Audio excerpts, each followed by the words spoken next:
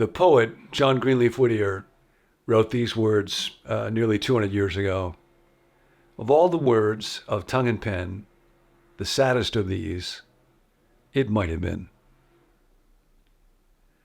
And that thought, I suppose, haunts every one of us in the fellowship of the withered hand.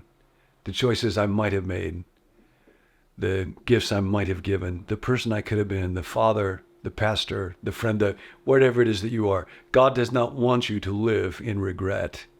And so God sends us wisdom.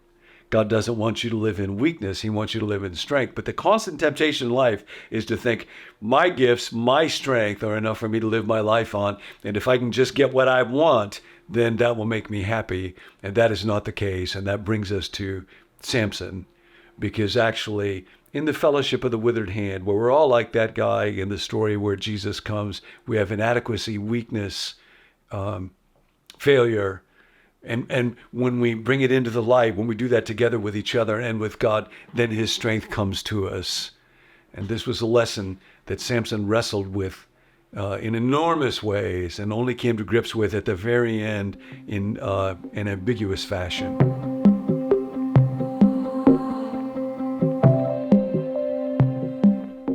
Samson, when you think of him, you probably think of the word strong.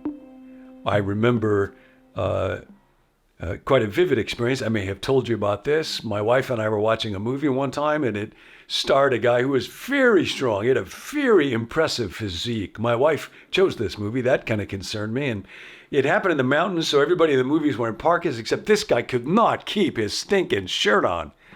And every other scene, there would just be muscles, biceps, deltoids rippling off the frame.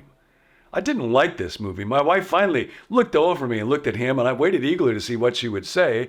And what she actually said was, I've never been attracted to well-built men. And I knew she intended that to be a compliment to me, but I could never quite connect the dots. A lot of people, when they picture Samson, they picture a certain kind of physique, and that may well have been the case. But here's what's interesting. When the text talks about his strength, it will say, for example, that the Spirit of the Lord came upon him mightily. Here's part of what you need to understand about Samson. We're going to get to this. It's not about the hair. It's not about the hair. When Samson was born, Israel needed deliverance from the Philistines, from their oppressors.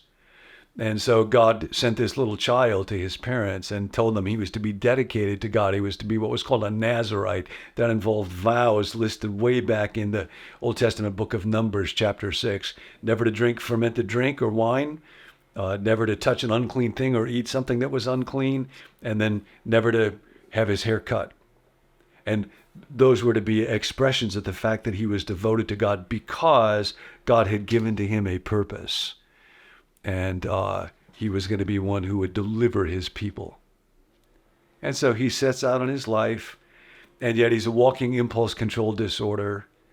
He ends up picking out a bride from a non-Israelite people that was going to lead him in wrong directions, and got really angry at the wedding feast and blurted a secret to her that she used to betray him. That's an interesting theme. And so that was a train wreck.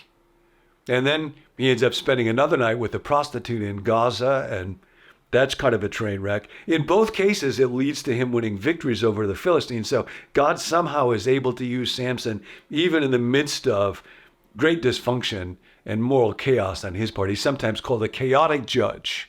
That's Samson, chaotic judge. Saddest word of tongues or pen, it might have been. And finally, as you probably know, he ends up with Delilah. Now, by this time, he has broken the first vow. He has eaten honey from the dead carcass of a lion, so he's touched and eaten unclean thing. He has feasted and broken that second vow, it's implied, of drinking fermented drink. He's got one vow left. And he marries Delilah. Their relationship is very interesting. The text says, in some sense, that he loved her. However, he does not trust her, and she does not trust him. The Philistines ask her to find the secret of his strength, and they offer to pay her. So she asks Samson, tell me what it is. And he deliberately lies to her because he doesn't trust her.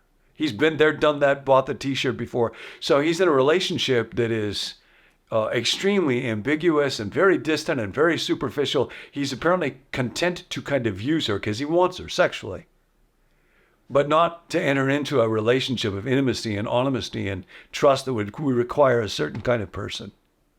What might have been, what he might have known.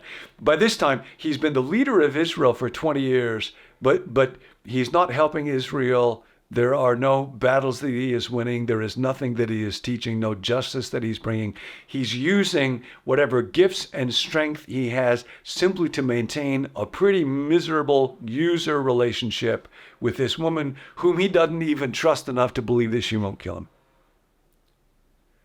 And so when she wants to know what the secret of his strength is, he tells her a lie.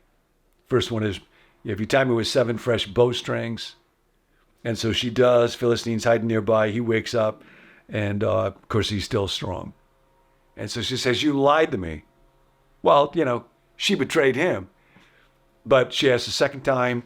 He gives her another bogus response. Asks a third time, gives her another bogus response. Asks a fourth time, just nags him until he's going to tell her. And this is part of what Eleanor Stump notes. Now, he does tell her part of the truth here. He tells her he was a Nazirite, that his hair was not to be cut. And that's true. Now, when he tells her this, he knows. He's already been through this with Delilah 3 times. He knows once he goes to sleep on her lap, his hair is going to be cut. He will have broken his final vow. He disregards his purpose. He disregards his call to be devoted to God. It's like all for nothing. For what? And we're that way. I'm that way. However, when he wakes up, his response is not, well, my hair's cut, I guess I'm weak. When he woke up from his sleep, he thought, I will go out as before and shake myself free. He believed, Eleanor points out, he believed that his strength was still available to him. His hair was an expression of his devotion to God. His hair was not the source of his strength. God was the source of his strength. But Samson had reached a place in life where he just felt like he was entitled to it. He could do whatever he wanted to do. He could follow whatever he wanted to follow. He could disregard God's purpose for him and pursue it. And I have my strength. I have my gifts. I will have my life.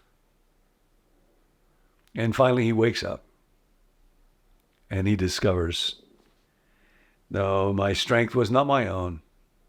It is a gift that came to me. Whatever gifts I think I have, whatever you think you have, it is a gift from God. Your intelligence, your appearance, the people that you know, we get so deluded. And often the stronger we are, the more gifted we are, the more deluded that we get. There's a book about Joe Kennedy. He's a remarkable man of immense wealth and power, conquered Hollywood and had affairs with actresses, built a family dynasty that was like no other, admirable in some ways and broken like we all are in other ways. And then in 1961, his son is now the president of the United States. He has a massive stroke. This is what the author says. For 60 years, Joseph Kennedy had imposed himself and his will on family members, friends, acquaintances, those he worked for, with political associates, business colleagues, the hundreds of topside, not so topside men and women he came into contact with. Now suddenly, on day 322 of his son's presidential term, 3 months into his 74th year, he was in an instant transformed from the most vital, smartest, dominant one in the room to a gnarled, crippled, drooling, speechless, wheelchair-bound, utterly dependent shell of a man. His right arm and leg were paralyzed. His right hand had frozen into a claw-like appendage, curled up at his wrist. The right side of his face drooped. He could not dress, feed, shave, or shower himself, could not communicate his thoughts, desires, fears, or hopes in spoken or written language. And he went on like this for 9 years until he died. The truth about every one of us is it is not about our strength, not about our giftedness, and we'll see how Samson ends up his life. But I just want to say to this. Of all the words of tongue or pen, the saddest are these, it might have been, but our God is more powerful than regret, and he doesn't want you to live in regret today. So what do? Yesterday, I had a couple of friends over, and we were sitting in the backyard, and We recently had our backyard fenced in, so I thought it was secure for our dogs and they were running around. But it had been a little while since I had seen Cooper, who's still kind of a puppy. And when I called, he wouldn't come. And when I looked and walked the perimeter, he was gone. And it was horrible. And I started running around the neighborhood with a bag of treats and his little leash and just Cooper, Cooper, Cooper. And it was awful because just the thought of not being able to find him, you may know that feeling. And the thought of somebody I know and love who loves that dog so much, and to be the one that lost him. And the good news was eventually animal control called and they had found him. And so the prodigal dog came home and I slayed the fatted calf and rejoiced. But of course, I thought about those stories in the Bible about the lost and the found. I was thinking about it later and then thought too, the emotion wasn't even really about that. I thought about people that I love who are lost to me. Just come home, come home, come home.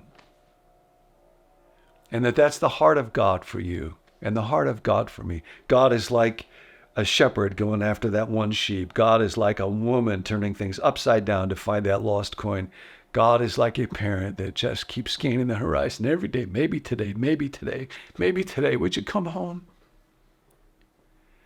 And so he is for old Samson. And even in the midst of Samson's great pain, the greatest pain that we experience is not the pain that comes on us as an innocent victim, not even the pain that Job experienced. The greatest pain is the result of what I do, where I mess up, where I use my gifts, my abilities, in disregard of God, just for my own agenda. And the text says it's so poignant, for Samson did not know the Lord had left him. And of course, that happened because Samson had left the Lord, had left God, did not care anymore about his identity, about his connection, about surrender to God. And I'm capable of that, and so are you. So the invitation today, come home. The old song I grew up with, softly and tenderly Jesus is calling, oh sinner, that's me, that's you. Come on home. Just today, wherever you are, whatever's going on, when you find yourself tempted, when you find yourself deluded, thinking about life is about your strengths and your gifts and your agenda and your ego, and we all go there. We are all just crumpled up train wrecks because of sin. Today, just hear him calling. Come home. Stretch out your hand. Hey, thanks for joining us. My name's Tim, and I'm a part of the team here at Become New. Be sure to subscribe so that you don't miss any future episodes from John. You can also head to our website where we have hundreds more videos just like this one that you can browse and find something that's relevant to you and your life right now.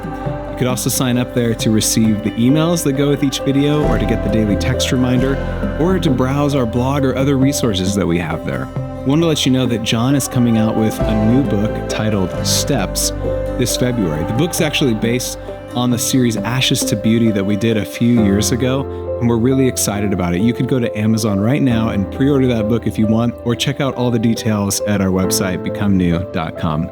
If you've got a prayer request, there's a team of us that meet each weekday, Monday through Friday, to pray for viewers just like yourself. So be sure to text us that request at 855-888-0444, or you can email it to us at connect@becomenew.com. We're glad that you're here. We'll see you next time.